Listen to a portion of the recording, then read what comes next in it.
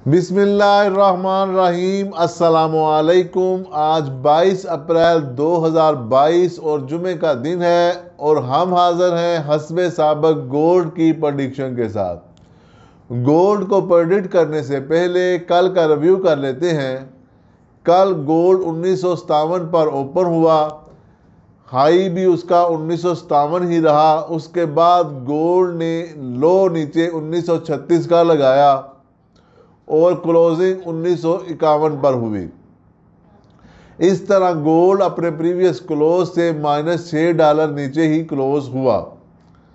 कल के डाटा के पॉजिटिव इम्पैक्ट ने गोल्ड को कुछ ऊपर की तरफ धकेला, लेकिन वो अपनी रेंज में ही रहा। कोई ट्रेंड रिवर्सल नहीं या ट्रेंड को क्रिएट नहीं कर पाया। उसके बाद पावल की स्पीच की कल की पावल की स्पीच का गोल्ड पर कोई ख़ास असर नहीं हुआ, क्योंकि पावल ने इंटरेस्ट रेट को ना बढ़ाने का इंदिया दिया था, जिस वजह से गोल्ड ने कोई ख़ास असर नहीं लिया।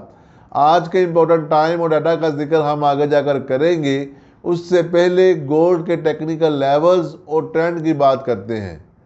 आज सुबह गोल्ड 1951 पर ओपन हुआ, 1957 का हाई लगाकर नीचे लो 1943 का लगाकर इस टाइम मार्केट 1944 पर चल रही है। मज़ीद आपके वीडियो देखने तक ये ऊपर नीचे हो सकती है। अगर आज की रेजिस्टेंस और सपोर्ट की बात करें तो आज की जो सपोर्ट है गोल्ड की वो रहेगी 1934 और ऊपर रेजिस्टेंस रहेगी 1966। गोल्ड का ट्रेंड फ्लैट है, ना पॉजिटिव है ना नेगेटिव है, बल्कि इन दोनों के दरमियान है।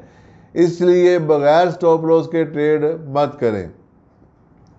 अगर आज के इम्पोर्टेंट टाइम और डाटा का जिक्र करें तो आज शाम 6:45 पर यूएसए के फ्लैश मैन्युफैक्चरिंग पीएमआई नंबर्स हैं।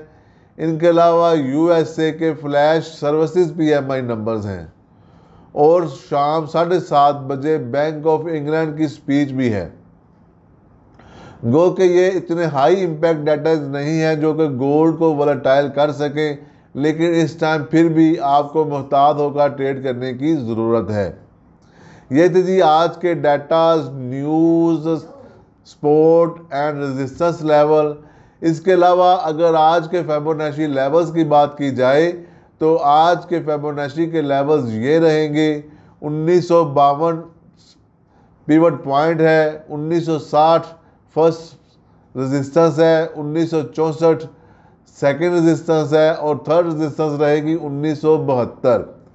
इसके बरअक्स अगर नीचे सपोर्ट की बात करें तो 1952 फर्स्ट सपोर्ट है, second support 1944, third support 1940 second support 1940 और थर्ड सपोर्ट रहेगी 1932। ये थे जी आज के फिबोनाची के लेवल्स। कल भाई ने एक सवाल पूछा था कि हम किस चीज़ को फॉलो करें, आपकी रेजिस्टेंस को या सपोर्ट को या फिबोनाची के लेवल्स को। तो बात ये है मेरे भाई कि ये जो मैं आपको रेजिस्टेंस सपोर्ट बताता हूँ ये सारे दिन की बताता हूँ कि दिन में ये रेजिस्टेंस और सपोर्ट हो सकती है। अगर आप डे की आप ट्रेड करते हैं तो फिर इस रेजिस्टेंस और सपोर्ट को ज़हन में रखें। इन केस आप एक ऐसे ट्रेडर हैं जो कि मल्टीपल ट्रेड दिन में करते हैं या मल्टीपल, क्योंकि पिछले दिनों में गोल्ड का भी वोलेटाइल था, उस सूरत हाल में फिर हमें जो फिबोनाची के लेवल्स हैं इनको ज़हन में रख कर ट्रेड करनी पड़ती है, ताकि अगर आपका एक स्टॉप लॉस हिट होता है, सपोज आज मैंने 1952 पिवट पॉइंट बताया, अब रेजिस्टेंस उसकी फर्स्ट है 1960, हमने 1960 का स्टॉप लॉस देकर अगर सेल कर दिया और गोल्ड ने 1960 को ब्रेक कर लिया तो देन व्हाट हम क्या करेंगे? या तो ये है कि हमने जो 1964 की रेजिस्टेंस बताई है सेकंड रेजिस्टेंस, उसका हमने स्टॉप लॉस दिया हो और हम वेट करें, या अगर हमने 1960 का ही स्टॉप लॉस दिया है तो फिर हम उसको वेट करें 1964 या 1972 तक जाने का, और वहाँ पर फिर अगर आप सेल में ही रहना चाहते हैं तो फिर आप वहाँ पर सेल की एक एंट्री ले सकते हैं। ये फिबोनाची का लेवल्स का मतलब होता है। तीसरी जो रेजिस्टेंस या सपोर्ट हम बताते हैं वो उसकी फाइनल होती है कि अगर वो गोल्ड उसको ब्रेक करता है तो फिर उसका नेक्स्ट जो ट्रेंड है या वो रिवर्सल है या वो ट्रेंड को उसने ट्रेंड को शुरू कर दिया है। तीसरी रेजिस्टेंस बताने का मतलब ये होता है कि अगर वो उसको भी तोड़ता है, ब्रेक करता है, तो फिर वो नए ट्रेंड की तरफ चल पड़ा है। इसलिए ये चीज़ें आप जहन में रखा करें। ज़रूरी नहीं है कि आप एक चीज़ पर ही करें। कुछ लोग वेट करते हैं कंफर्म करने का कि अभी कंफर्म करते हैं, अभी वो अपना 20% से ज़ायद प्रॉफिट जो होता है वो ख़त्म कर देते हैं। आपने अगर कोई ट्रेड करनी है तो पहले आप उसका मेंटली तौर पर स्केच बनाकर रखें कि मार्केट अगर यहाँ पर आएगी तो मैं उसको ये स्टॉप लॉस देकर ऐसे ट्रेड कर दूंगा। फिर आपको सोचने की ज़रूरत नहीं है जब वो आपके पॉइंट पर आ जाती है। तो सपोज मैंने कल 1938 की सपोर्ट बताई थी, उसने उसी को रिस्पेक्ट किया, वहाँ से वापस चली गई।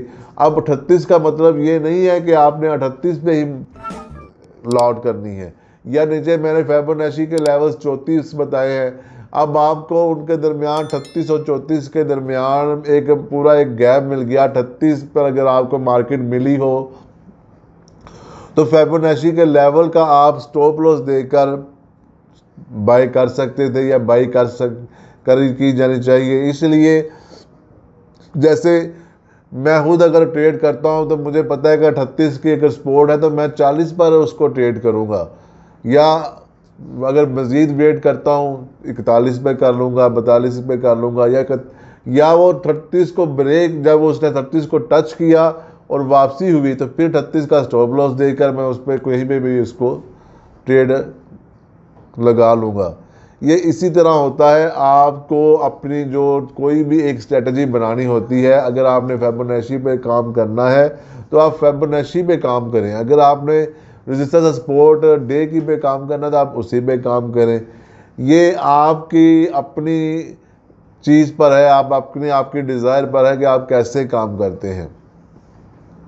कुछ लोग ये समझ लें कि बिल्कुल लकीर के फ़कीर बन जाते हैं कि हमने आप जो किसी ने कह दिया उसी नहीं, आपने ये देखना है कि आप उस लॉस कितना बर्दाश्त कर सकते हैं। 40 पे भी आप देखें, आपको 38 की अगर सपोर्ट मिली है, आपको 45 पे दिल कर रहा है तो आप 45 पे भी बाई कर सकते हैं और 38 का स्टॉप लॉस दे सकते हैं। 42, 40, 41, ये 1, 2, 10, 20, 30, 40 पॉइंट का पर अगर आप काम करेंगे तो ये आप यकीन जाने कभी भी आप प्रॉफिट नहीं कमा सकते। जितना बड़ी ट्रेड होगी, जितनी लंबी ट्रेड होगी, लंबी से बड़ी से मुराद लंबाई से है कि जितनी आप उसको लॉन्ग टर्म देखेंगे उतना ही आप इंशाअल्लाह एक अच्छा प्रॉफिट कमा सकेंगे। स्टॉप लॉस छोटा और प्रॉफिट बड़ा। ये थी जी आज की वीडियो। अगर हमारी वीडियो पसंद आए तो हमें लाइक करें, शेयर करें और सब्सक्राइब करना मत भूलें। अस्सलाम वालेकुम।